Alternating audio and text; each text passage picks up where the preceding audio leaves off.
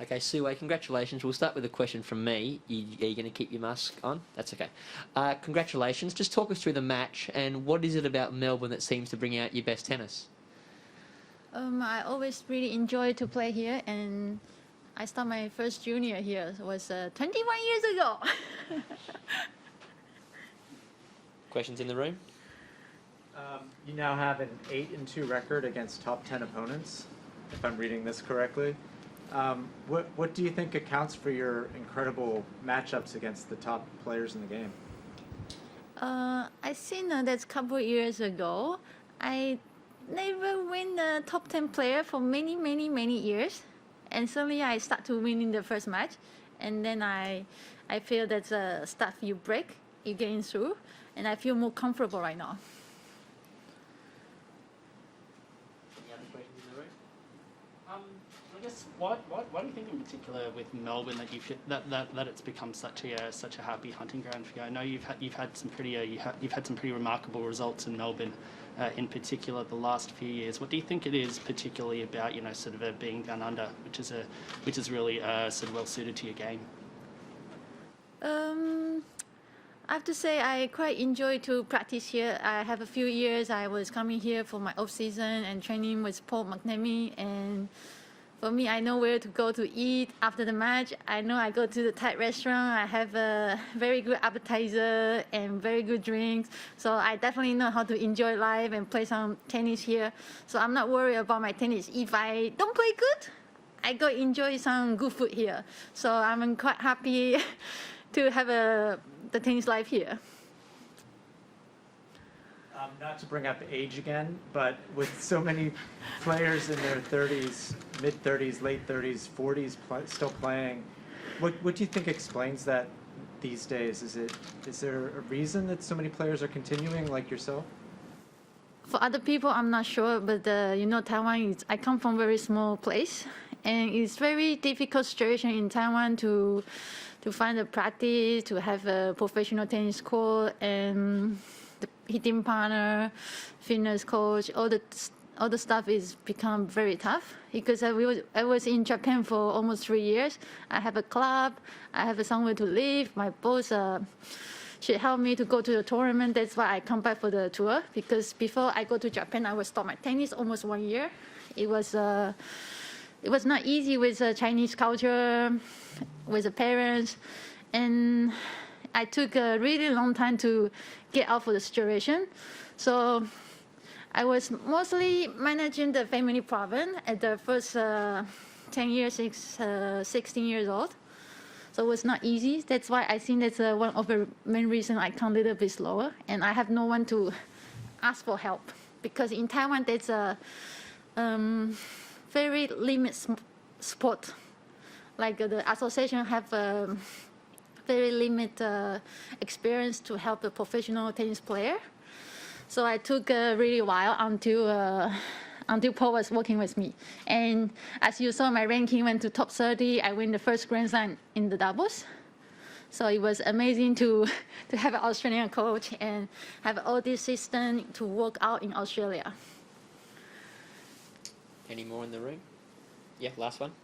I guess next up, I think you've got either Venus or Sarah Irani. Both have quite vastly different approaches to how they go about their tennis. How are you prepare ahead of the match, considering they've got quite different sort of game styles now?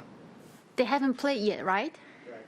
So we don't worry about this until the result come out. Okay. And I leave to my coach. We'll move online. Michael Dickens from Tennis Tour Talk. Your question, please.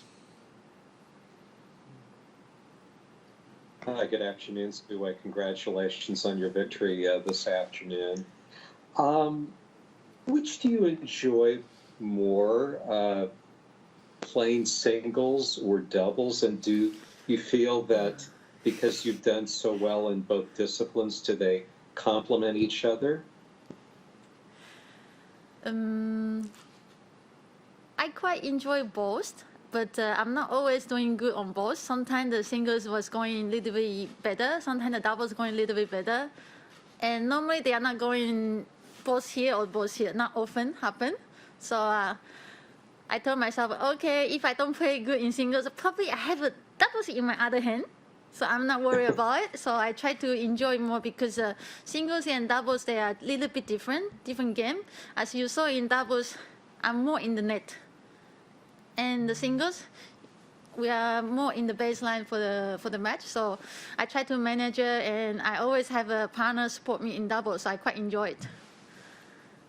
And are you having as much fun out on the court now, 20 years into being a professional as when you first started? Or are you enjoying the game as much now as you did when you were much younger? It you was have a more of an appreciation?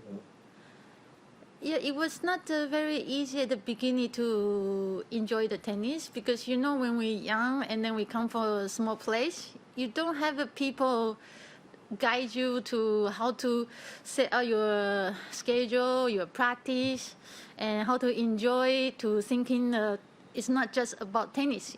There's a life also very important. And the first 10 years I was staying mostly in the hotel room and tennis court, like a guarantee. So after I work with Paul, we enjoy a lot of court as well. We go to shopping together and we find a nice restaurant, and the result was going very good. So I try to find a nice restaurant to go together to enjoy something, not just tennis. Okay, Ben from Tennis Canada, your question, please. Hi there. Congratulations on your win today. Thank you. I'm just curious for you. You've played so many top players in the past and gotten big wins for top players. Bianca Andreescu, just what do you make of her game, and what do you think her future in this sport will be?